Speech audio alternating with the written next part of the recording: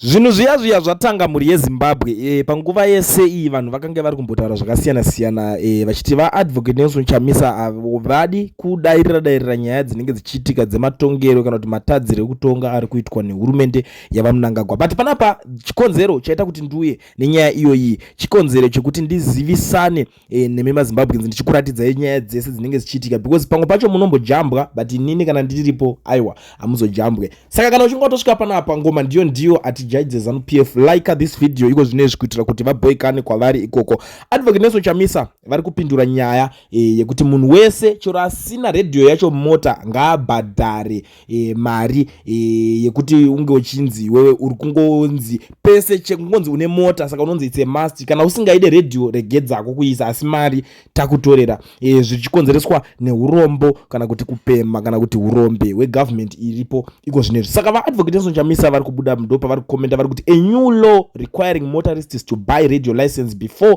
renewing their vehicle license that has been signed into law too draconian, anti-citizens and outrightly heartless. So a person who owns a car pays Zinara, ZBC, insurance and toll gate. How are people supposed to survive? When shall all this end? Citizens are being perpetrated left, right and center. Why does the citizen of this country deserve so uncaring and heartless a leadership? What are the people supposed to do with all this cruel taxation? Why must I pay for a service I don't use? Why should I pay for partisan propaganda? Why am I attacked in person and demonized from dawn to dusk?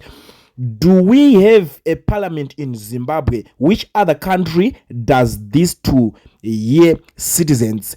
Is this not naked provocation? Is this not a crime scene? Ndo mashoko ari kubuda achitaurwa nava advocate Nelson Chamisa. Ende apa tiri kuona kuti ma members of parliament kana kuti vamiririri vevanhu mumaparamende umo vari kubatanidzirwawo zvekare panyaya iyoyi. Pari kunzi tichiri nevanhu here kumaparliament ikokoko, zviri kumbonyatsofamba sei? Asi ndiri kuona vaDexter Nduna vabva vangomhanyira, munovaziva vaNduna vaya vaikumbojigiwa kunhingiri kwavo kwavaita uko, ndo vavazouya vachimhanya vakataura kuti ini handina kujigiwa, vakatomborova imwe temu yemahara. Ende ndo vekuzobuda vachinopfeka zvemagraduation gown kuUZ chegore riya, vakazobuda futi vachikumbira regerero, vachiti ndinokumbira regerero kuna vaMnangagwa. Vakabudikira zvekare vachitaura kuti zvoni isusu takuda kugadzira yedu city parking. Ndo vaDexter Nduna vari kubuda panapa vari kuti you remember parliament now, try being included in the law making process, then argue from a knowledge based advocate. I promise you will be more involved and happy with the progressive laws that way. Ndo mashoko ari kubuda ari kutaurwa navaDexter Nduna vachidedzera kana kuti vachicriticize kuti aiwa kavachamisa. Kana muchida kutaura zvinhu izvozvo chiuyai kamupinde mukwane nyaya dzemaparliament. Ndinozoti nyaya yanga ikamboitika kumaparliament, vamwe vanenge vachingopomedzera vachiti aiwa Chamisa akaramwa, Chamisa akarambidza futi maMP ake kuti asaramba ari muparliament. Unoziva zvinotaurwa nyaya dzepropaganda hadzipere. Ende ndo nyaya zvekare yepropaganda iri kutaurwa ipapa pari kunzi zvoni aiwa kana zvinhu izvi zvakusvika pakuti isusu maakutimanikidza kuti tikubhadharei nekuti tingori nedzimotikari tokubhadharai propaganda dzenyu idzodzo munenge muchida kuti tinyatsoita sei chaizvo mutimanikidze kuti tibhadhare kukuteererai zvatisingade.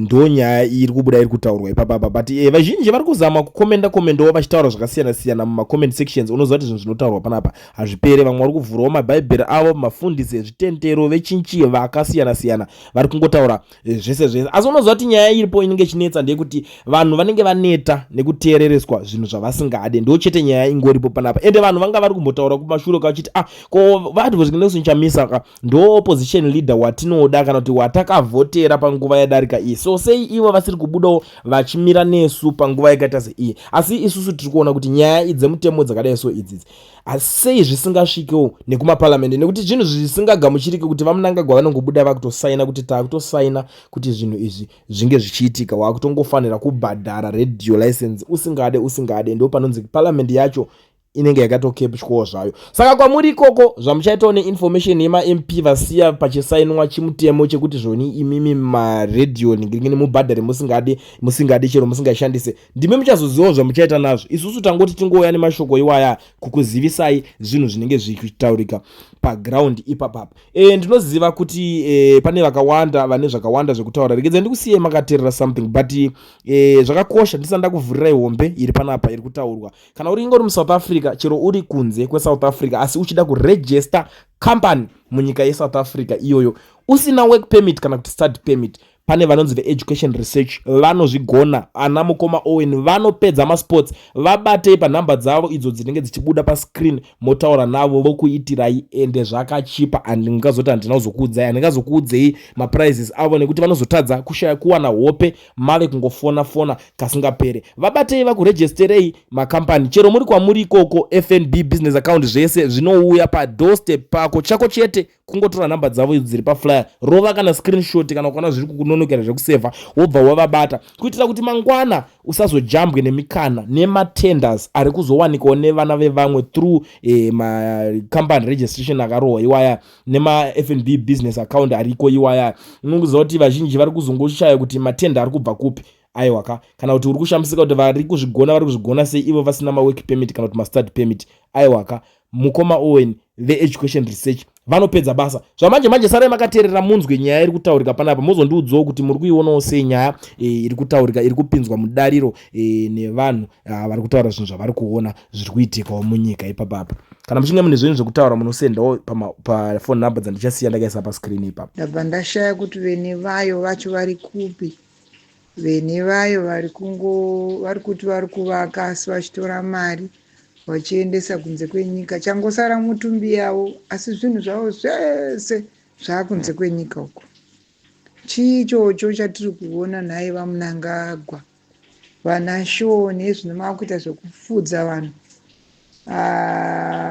Hama dzanguka, hamunzwawo tsitsi here? Hamunzwa here tsitsi Machembere ane ma90 chakuti years arichirongobhadhara rendi mumarokesheni umu.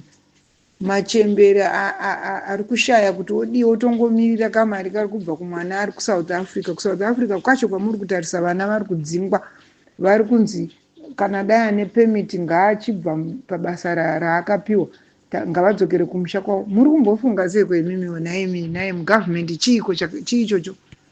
chiichocho anashoni vatakabereka kumusanayo ndo vaakuya kuzotitonga nekuti baba wake waita president. Munangagwa uri sauro chaiyewe. Asi your time is up now. Your time is up. Because inini ndiri kuita wanda kuti unoshaya hope, mukadzi mukuru kushaya hope wakarara sokuti saka ndiri kuendepi? Ndichaitawo imba here? Ndichadai here? Ndichasiyira vazukuru vangu chii chacho? Vene vayo chibudai kamuende kwamakatenga dzimba dzenyu kune mahoteo enyu, ibudai muende ikoko. Isusu tisare nenyika yedu, tisare nevhu redu. Zvino makuita madiro chaiwo, madiro kuti zvamunenge maada kuita ndo zvamunoita, ende hapana anokubvunzai. VaMunangagwa zvino makutoti Tagwirei ndiye anga asara achiita president. Isu tiri pai? Ndati izvi ndo kunonzi kufarisa chaiko kwaakuzoita vanhu. Munoziva kuti kana vanhu vaakuda kangoma kaakuririsa kanopaduka, kuti unoda kuti Tagwirei aite president wani pakudii? Nekuti ane mari dzedu here kana kuti dzake? VaMunangagwa musadaro, musasekeswe musaite kuti nyika ikusekei. Munofa musina mazine imi sekuru, manga makura zvakanaka. Chikuruku chenyu hamunete here naye VaMunangagwa? Kubva muchiri mujaya muchingoita chikuruku ezvimadzidzisa vana venyu kuti vaite zvikuruku. VaMunangagwa aiyo izvo taramba. Tagwirei haasi kuzombofa akatonga munyika yeZimbabwe, tiripo takasvinura kudai. Hazviite. Vana mai vedu zvinezvi vandu kudzokorora zvakare, vana baba nana mai vedu vari kutambura kubhadhara rates 85 95. Vanhu vaMwari ngatinyarane iyozvi. Kushaya nebenefit chiiko chamakaendera kuhondo naimi vanhu? Chii chamakaendera kuhondo? chii chamakaendera kuhondo? Dai pasinawo nyasha dzaMwari nesuwo tingadai takafa patakambonopa makomrades masadza musango. Chii chakaenderwa kuhondo kana isusu tiri kubenefit out of that? Vanhu vaMwari tisadaro dakuti vamugabe ndakutofunga munhu akafa. Vamunangagwa gadzirisai, vamunangagwa kana kuri kunozorora zororai, kwete kuti imi munozorora mosiya vana venyu. Isu tochidiwo manje, isu tochidii manje imimi kana masiya vana venyu isu tochidii? Toramba tichitambura kusvika tasvika muguwa? No ways man, no ways. Ezvino munopa vanhu mastands uko mowati vakai muchida kuvhoterwa 6 months down the line or 1 year down the line makuti chibva ipapo chiichocho icho kuti munobvisa 3000 families panzvimbo. Saka muroda kuti vaende kupi vanhu ivo? Muda kuti vaende kupi? Ndimi makamboita manyemo mukavati tivhoterei oi vakai vanhu vavaka makuwa pwanyira. Inzwai tsitsi vanhu vaMwari. Nyika iyi yamuri kuti inovakwa nevene vayo ndisu kwete imimi. Imimi endai kwamakainvesta mari dzenyu nekutenga dzimba dzenyu dzakanaka nemahoteo enyu. Endai tigoona kuti munokugara here ikoko. Munodzoka kuno kumusoro yenyu miremi. Chii chakadaro ichocho? Chii chakadaro ichocho? Inzwirai vanhu tsitsimi. Hamusi kuona kuti vanhu vapera basa nemutoriro, vanhu vapera basa nefodya, vanhu vapera basa, hakuna mabasa, munhu akungoti wakamuka. Ndosaka mbavha hwawanda muZimbabwe. Chii ichocho shuwa?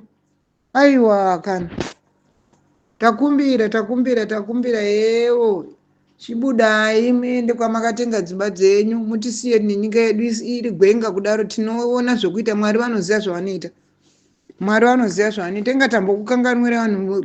Isaiah 43 verse 18 to 19 inotikanganwirai zvekare tikabva tambonyarara tikati aiwa regai timboona vakuru sinzi vakuru vedu vachaona zvokuita. Pati kukanganwira kwacho taakuti aiwa Sauro ibva, Sauro chibva, Dhavhidhi apinde, Sauro ibva, Dhavhidhi apinde.